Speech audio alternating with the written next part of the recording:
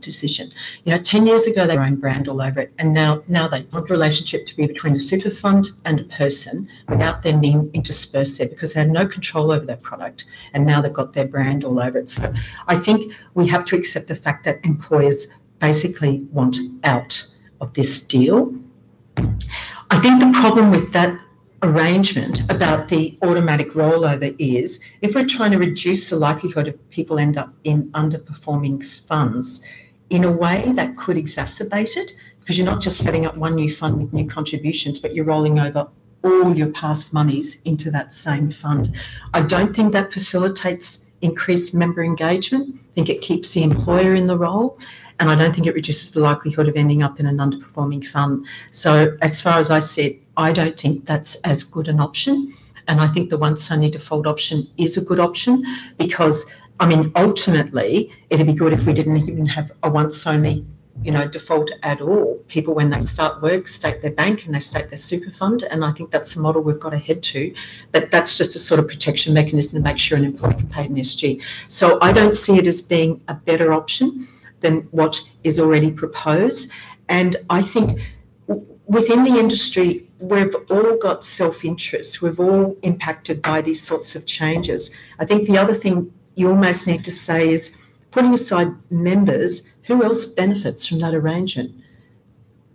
And then I think that starts to drive where solutions are being proposed from. And I think we've just got to remove those sort of other less obvious benefits and just focus on the member. Cathy, thank you. I think that's been very comprehensive, and we look forward to getting your post-draft report submission. Is there anything else that you wanted to cover that our questions didn't get you to today? No, that's everything. Okay. Thank you very much for your time. Right, I'd like to welcome our next participants from Industry Super Australia to join us.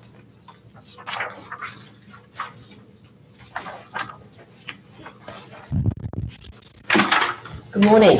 Good morning.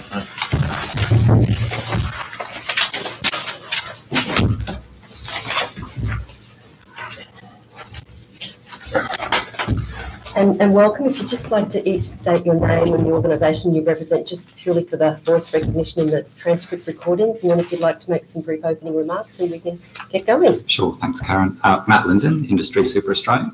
Michael Fisher, Industry Super Australia. Thanks very much. If you bear with me, I just wanted to put on the record a few important matters of context, which I think will be helpful with obviously the discussion and your questions. Thanks for the opportunity to appear. Like others, I congratulate both you as commissioners and also the staff working on the review in respect to your endeavours on this draft report. This is a task that few have attempted, given the challenges with the data, complexity of the products, and investment options in some segments, and spurious arguments advanced to discourage comparison and to excuse poor performance.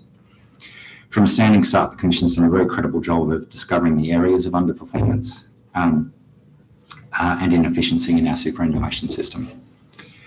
The headline findings are not a surprise to anyone who understands the industry and the data well. However, by way of constructive comment, some pretty important things have either been missed or avoided in the interpretation of the data, explanatory factors and recommendations. Understanding system outcomes can easily be overcomplicated, and it can be difficult to see the wood for the trees. The simple fact is, an awful lot about member outcomes is determined by the motivations and incentives of system participants. As they say, you have to follow the money.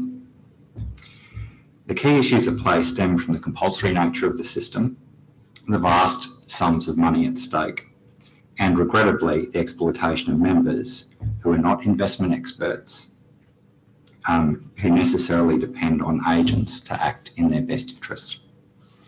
In the final report, the Commission would benefit from understanding this dynamic better and the ways in which commercial models have evolved in response to it.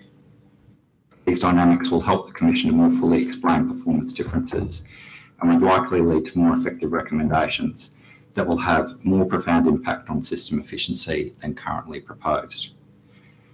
On one hand, the Commission would recognise a set of participants in the system actually act as fiduciary trustees.